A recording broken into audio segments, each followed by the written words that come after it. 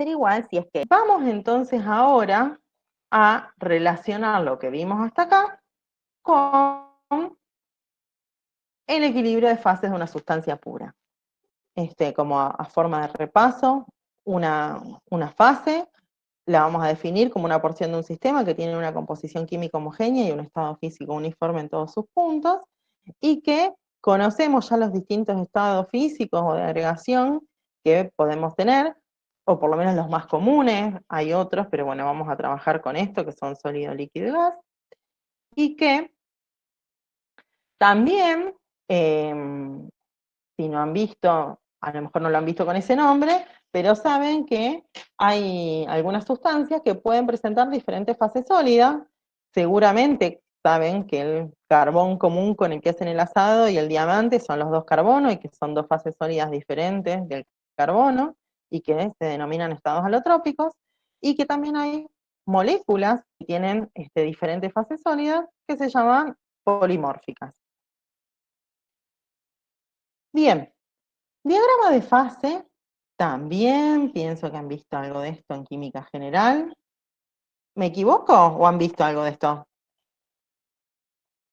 Sí, profe, lo vimos. Sí, vimos. Bien. Entonces, vamos a tratar de relacionar esto que vieron en química general con lo que estamos aprendiendo nuevo acerca del potencial químico. Y justamente el diagrama de fases lo que teníamos era una gráfica de presión versus temperatura que nos generaba una superficie que podíamos señalar distintos sectores que identificábamos con los distintos estados de agregación o las distintas fases. También vemos, a modo de repaso, las transiciones de fase que podemos tener, que pueden ser tanto entre sólido y líquido, entre líquido y vapor, y entre sólido y vapor, dependiendo de las condiciones en las que nos encontremos. Ahora, pregunto, ¿cómo sabemos en esto, justamente lo que nosotros tenemos graficado, es cuál es la fase más estable en cada una de las condiciones de presión y temperatura? Pero ¿cómo sabemos cuál es la fase más estable? Entonces volvemos un poco a esta diapo que habíamos visto hace un rato, pero ahora la analizamos más detenidamente. A una determinada temperatura, digo, a ver, bueno, me fijo cuánto vale el potencial químico para esta sustancia, o sea, seguimos pensando que tenemos una sustancia pura, me fijo cuánto vale el potencial químico de esta sustancia, si esta sustancia estuviera en fase líquida, en fase vapor, y si esto lo siguiéramos, el sólido estaría por acá arriba. Entonces, ahí veo las distintas opciones que tengo para elegir. Si yo me acuerdo, ¿a dónde prefería estar una sustancia? ¿Dónde tenía elevado o bajo potencial químico? Bajo. Bien, ¿se acuerdan que era que se escapaba, se caía? Bueno, las distintas metáforas que podíamos pensar, la cuestión es que la sustancia va a minimizar su potencial químico, con lo cual el potencial químico más bajo que puede tener acá, en estas condiciones de presión y temperatura, va a ser para la fase vapor. Quiere decir que entonces, ¿vieron que dije presión y temperatura? ¿Se acuerdan que cuando planteamos esto, empezábamos diciendo que la presión era constante? Y para esta temperatura que seleccionamos acá, entonces, nos damos cuenta que el estado más estable va a ser la fase vapor. Ahora, esta otra temperatura, nos fijamos cuánto vale el potencial químico para el líquido y para el vapor, y ¿qué vemos? Ahora para esta temperatura cambió la cosa, porque ahora para esta temperatura el potencial químico es menor si la sustancia se encuentra líquida. Quiere decir que para esta temperatura, ¿cuál va a ser la fase más estable? La del líquido. Bien. ¿Y dónde está que cambia la cosa? O sea, ¿por qué primero es más estable la fase vapor y después es más estable la fase líquida? Porque justo hay un cruce a esta temperatura entre la línea que corresponde al vapor y la que representa el líquido. ¿Y qué ocurre justo a esta temperatura? A esa temperatura tenemos igualdad de potenciales químicos. Y justamente la igualdad de potenciales químicos con lo que se relacionaba era justamente con el equilibrio de fases. Quiere decir que a esta temperatura en la que tenemos que el potencial químico del vapor y el potencial químico del líquido valen lo mismo, es donde vamos a tener vapor y líquido en equilibrio. Ahora, si estamos de esta temperatura, temperaturas más altas, para cualquier punto vamos a ver que el potencial químico más bajo posible lo vamos a obtener si la sustancia se encuentra en fase de vapor. Y si estamos de esta temperatura para abajo, el potencial químico lo más bajo lo vamos a tener si estamos en la fase líquida, excepto hasta cuando llegamos acá. ¿Qué ocurre acá? Acá otra vez tenemos dos líneas que se cruzan. Y estas dos líneas que se cruzan justamente son la de líquido y la de sólido. ¿Y qué ocurre entonces acá? Que tenemos que el potencial químico más bajo lo tenemos para una sustancia que está en fase líquida o en fase sólida. Fíjense que el potencial químico del vapor, si yo lo sigo, me queda acá, sería altísimo esa temperatura. Entonces, en esta temperatura, con lo que nos encontramos también nuevamente es con un equilibrio de fase, que va a ser el equilibrio sólido-líquido. Y si bajamos más la temperatura, ¿qué va a ocurrir? El sólido sería el más estable. Bien, el potencial químico del sólido es el más bajo de todos, es el que me queda por abajo. Eso indicaría que la fase sólida es la más estable. Perfecto. Vamos entonces a ver qué ocurre a variar la presión. ¿Se acuerdan que habíamos visto esta derivada que nos vinculaba potencial químico con presión? Y que habíamos tenido las fórmulas y demás, y también que esto de que el potencial químico y la presión eran creciendo, o sea, el potencial químico crecía con la presión. ¿Qué quiere decir entonces? Que para cualquier sustancia pura, si aumenta la presión, va a aumentar el potencial químico, y si baja la presión, va a bajar el potencial químico. Ahora entonces, para esto que teníamos las distintas curvas de líquido, sólido y vapor, vamos a tomar solamente ahora la del líquido, antes de hacer una ensalada con todo junto, y vemos entonces que para una determinada presión tenemos representado el potencial químico del líquido en función de la temperatura. Y vamos ahora a ver qué ocurre si para esa temperatura disminuimos la presión. O sea, ahora a una temperatura fija, bajo la presión. Si para esa temperatura fija bajo la presión, lo que va a ocurrir entonces es que va a disminuir el potencial químico, justamente porque tenemos presente entonces que el potencial químico era creciente con la presión a temperatura constante. Con lo cual lo podemos, fíjense, graficar, identificar con ese puntito. Y esto mismo, además de para esta primer presión, para esta primer temperatura. Uy, esperen que se me cortó la grabación. En que habíamos visto que al bajar la presión nos iba a ir bajando el potencial químico a cada una de las temperaturas.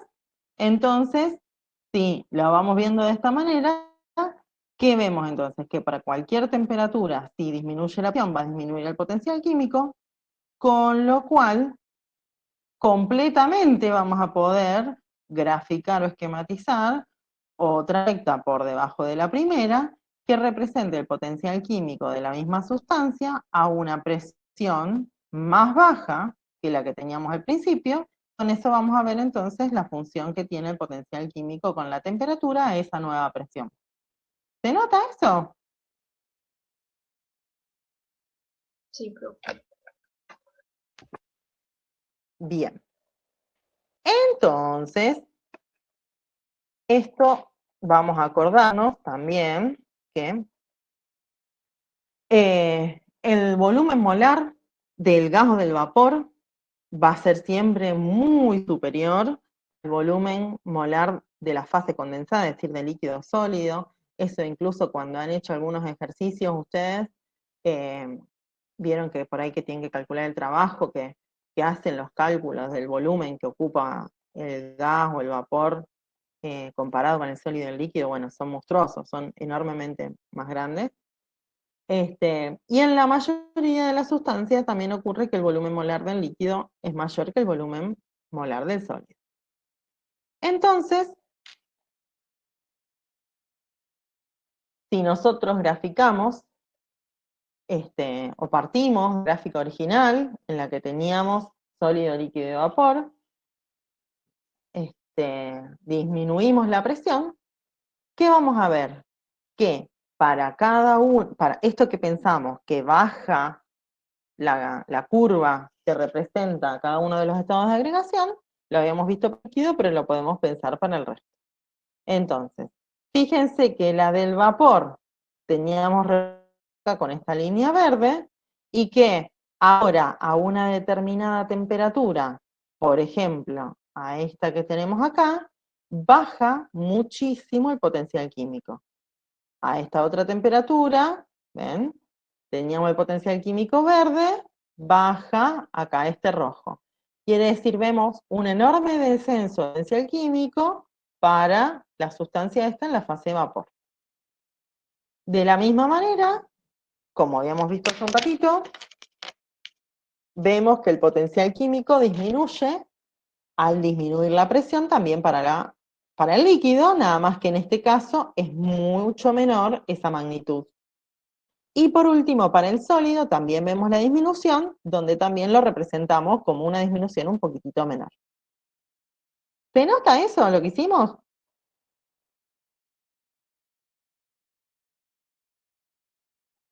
Sí, profe. Sí, se nota. Bien. Fíjense entonces que en esta gráfica teníamos indicado cuál era la temperatura de vaporización y de fusión. Y que ahora, justamente ven que en ese puntito verde era donde teníamos la intersección de la curva que representaba el potencial químico del líquido vapor, estaba representada acá. Ahora, estas son las nuevas curvas a la nueva presión y la temperatura entonces de vaporización, fíjense que disminuyó. Quiere decir que al cambiar la presión, al disminuir la presión, vemos que tuvo una incidencia sobre la temperatura de vaporización. De la misma manera, al modificarse la curva de líquido y la curva de gaseoso, vemos que también se modifica la temperatura en la cual se cortan. Quiere decir que se modifica la temperatura de equilibrio sólido-líquido, con lo cual se modifica la temperatura de fusión. En este caso, entonces vemos que al disminuir la presión, disminuye la temperatura de fusión y la temperatura de vaporización. Sin embargo, y esto va para pensar, empezamos diciendo que los volúmenes molares tenían esta relación, la del gas o la del vapor muy superior a la del líquido, que es mayor que la del sólido, pero sabemos que el agua es un caso especial. Esto creo que ya lo han visto, y si no, vamos a ver un videito hoy y vamos a hacer un práctico que se relaciona con esto. En el cual ustedes saben que el volumen molar del agua sólida es superior al volumen molar del agua líquida. ¿Esto lo han visto alguna vez? ¿O lo saben de la vida? Sí. Bien. Bueno, así que, ¿qué ocurre con el agua? Va para pensarlo de tarea y en realidad para hacerlo también con el práctico.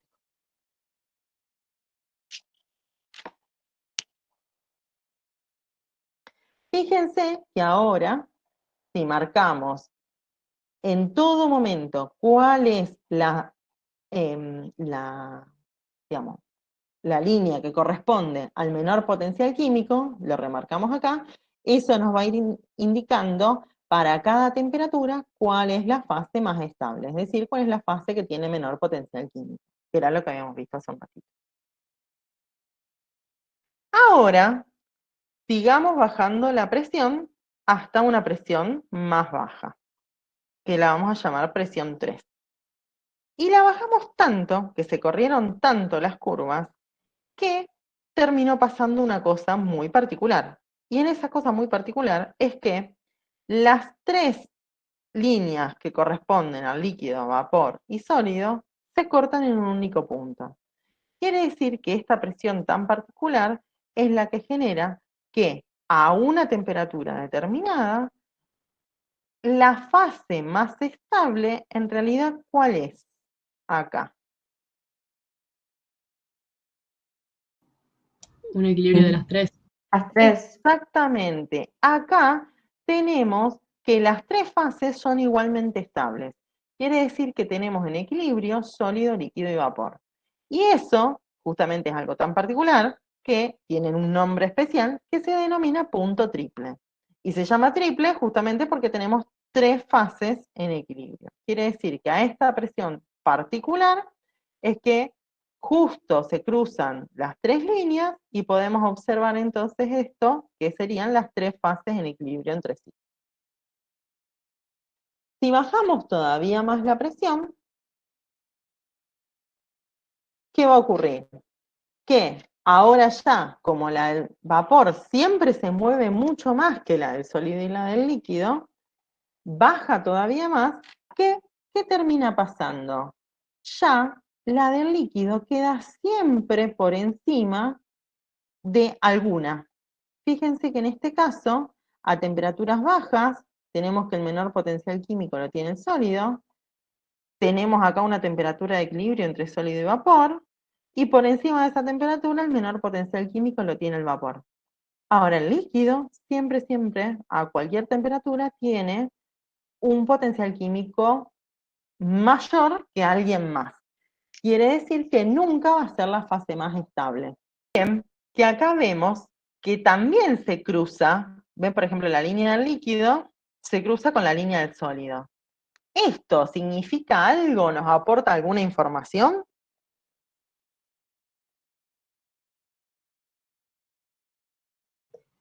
En esas temperaturas el potencial químico es el mismo.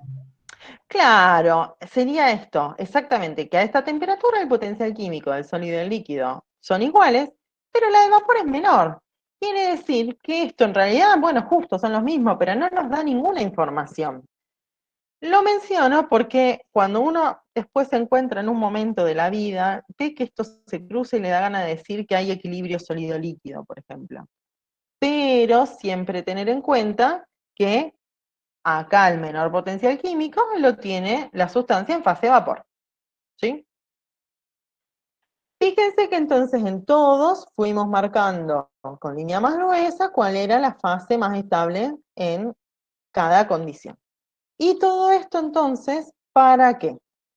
Para que podamos finalmente meter todo junto en este diagrama de fases.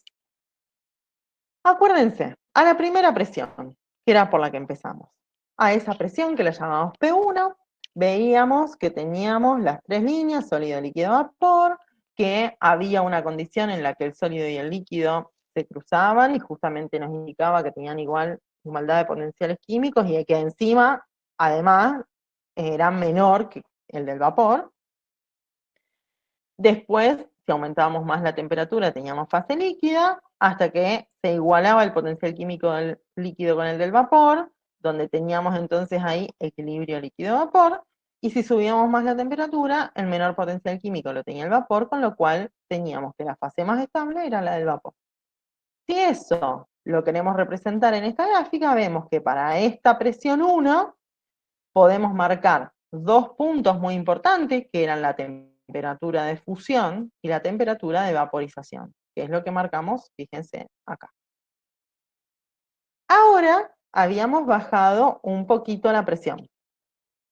Y habíamos pensado en una situación en la que hablábamos para una sustancia que era, que tenía el volumen molar del líquido mayor que el volumen molar del sólido, y veíamos entonces que había una forma similar a esta, pero que teníamos una disminución en la temperatura de vaporización y en la temperatura de fusión. Y entonces eso es lo que marcamos para la segunda presión. En la tercera presión pasaba algo muy particular, que era que nos encontrábamos con esa temperatura en la que las tres fases estaban en equilibrio. Entonces marcamos esa temperatura en este diagrama. Y por último, en el caso que vimos recién, en el cual teníamos sólido a baja temperatura, vapor a altas temperaturas, y en la zona, o en el punto que veíamos veíamos el equilibrio sólido-vapor, es decir, la transición de sublimación. Ahora, si esto nosotros en vez de hacerlo con 4 presiones, lo hubiésemos hecho a muchas presiones, nos hubiese permitido unir todos estos puntitos con líneas. Y justamente estas líneas son las que nos separaban las 3 zonas del diagrama de fases, que eran la zona de estabilidad del sólido, la zona de estabilidad del líquido y la zona de estabilidad del vapor. ¿Se nota? Sí, profe. Sí, profe.